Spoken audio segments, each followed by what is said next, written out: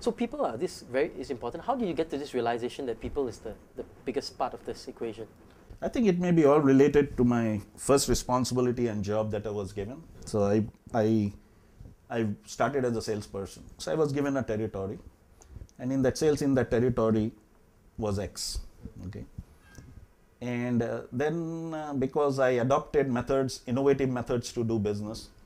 One good example is that I started working in the nights, which was never a part of any working of anywhere. Yeah. And I used to cover hospitals in the night because emergency works all night. Right. So I was somewhere out of my house. Anyway, I had nothing great to do there. So as to visit the emergency rooms in the evening, sit and understand what was needed. And then I saw results from that. I worked with the doctors to say how to provide better solutions to their specific products rather than trying to sell products. Right. And the business grew dramatically. So I concluded that a different approach from a different person makes a difference. So when I get to the next supervisory level, I said I must try it out. And the best way I said is creating the knowledge in people which is different from what they have. Right. So without even approaching the companies, I didn't go and say, J&J, give me this money, because a lot of time people are expecting the company to do something. My belief is if you believe in something and it is ethically right, just do it. So I took almost 50% of my salary, this is a fact, and bought books for the salespeople, 8 of them who reported to me, of my own money. And I said, each one of you read this, and every sales meeting, every month we used to have cycle meetings as we call it. Each one of you will present what you learn from this book in 10 minutes and go the round.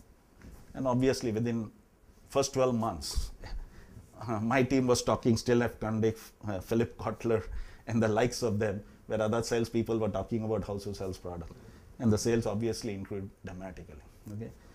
So just creating training, just creating development exercises, even salespeople. But I used to bring the State Bank general manager from the East Calcutta, just talk to my people, not related to my business.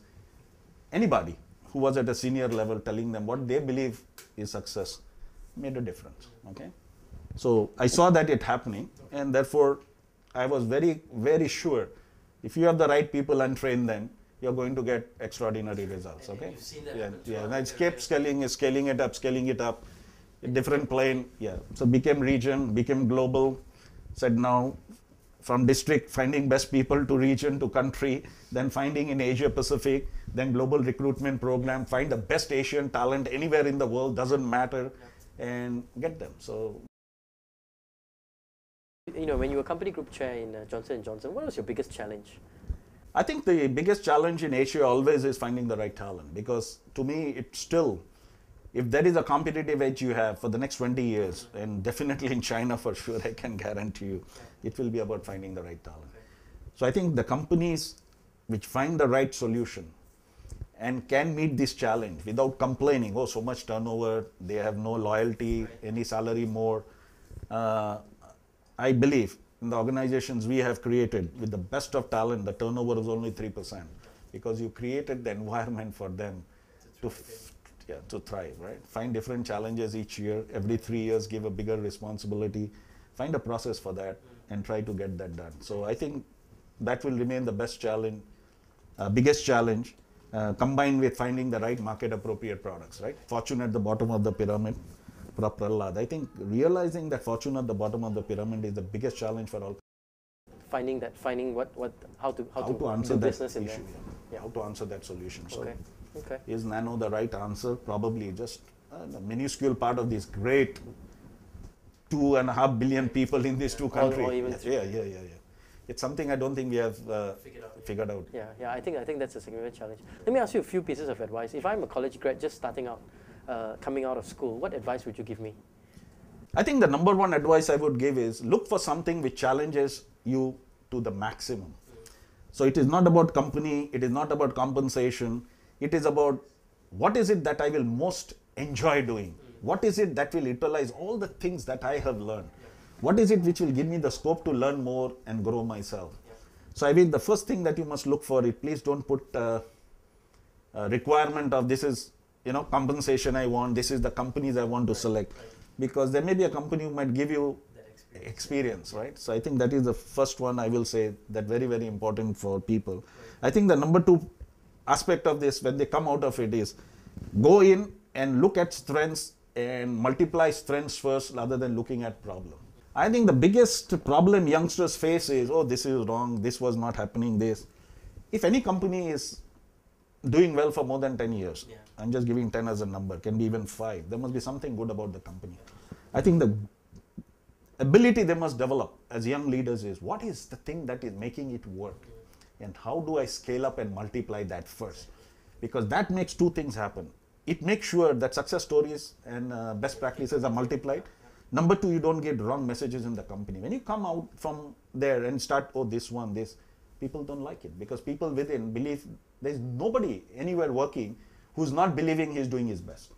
Whether the company thinks it is the best or not is a different discussion. So whenever you go and say this needs to change, that is not, that delivery is not, customer service is bad, that's where it happens. I suggest always that this.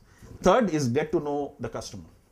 And I think this is where the biggest problem of young leaders is. They are very theoretical because in many times they are not directly in touch with the customer. So I would say go out, meet the customers for the first 3 months. Don't even say any strategy, open your mouth till you have actually talked to good customers, understood why they do, what are they really required. And the last of that is same way with your people. First 3 months, just work, don't suggest anything, learn and ask what are the good things you do, how can I help you do that? Can you tell me, how do I help you do this? Anything about issues, just take it, keep it aside. Then try and say, how will you resolve it? So don't again give solution. So if any of these young people have to do anything, is to get people realize and understand that all can contribute. So by nature, I never will go out and give solutions to anybody. I will always give objectives and say, how will you do it? So even if I have 5 hours to report back something to my boss, I will use 2 hours of that. I'll go back to my team and say, we got 2 hours. This is the, can you come back and tell me in 2 hours what we need to do? Then discuss, agree with them so that they take ownership. They believe this was their strategy. They start doing it that way, right? So all young managers should have that. Never believe that by doing it yourself, you're getting something better off. I mean, some companies may look at it, but I think when the team is with you, finally they're going to deliver. If you're going to go up, if you are going to be where you are. So I think this is very, very important to understand. Let me ask you one more question. If I'm a CEO, what advice would you give me? I think number one in the CEO is try and understand each person and try and understand why each person wants to do what he wants to do. I think you cannot do it for every employee, but if you have to understand the top 33%, it's my formula 33. Those 33%, you must know what will make them This is the perform. 33 top, 33 middle, and 33 Absolutely. bottom. Okay. Yep. And you must know that personally. So I think the first thing you must know is what will make this person do better and better and better. And then try and understand, therefore, this person can influence the next 33, and that next 33 can influence the next 33. So I think that is the first thing the CEO must know, is understanding the organizational capability through the people who work for them, right? I think the second thing to understand of this thing is, how do I give them the opportunity to maximize what talent they have? And it may be out of their responsibility. So I think that sensitivity is so important. So my personal thing is, somebody may be handling Ethicon franchise. I have a distribution problem in India. This guy may be working in China. I will say, Mr. X, you're doing very, very well, good in franchise, but I think you can contribute to this distribution problem there. Why don't you go there for 3 months, go provide them solutions? And that is so important, that continuously finding ways to trigger their learning and also to help them try and grow, right? I think that is very, very. I think the third most important point is finding a way to ensure the business is run for the long term and there is a sustainable long-term growth. Because you can be very, very good for 2-3 years, by the way. So there is no doubt in my mind, anybody, any CEO can deliver profit results by just looking at cost and trying to get. That strategic thinking is, to me, a very important part. How involved are you in the process of thinking of the long-term future of the company? How have you worked in that process of building the plan? Are the people engaged in building the plan? So get the entire team aligned to your vision.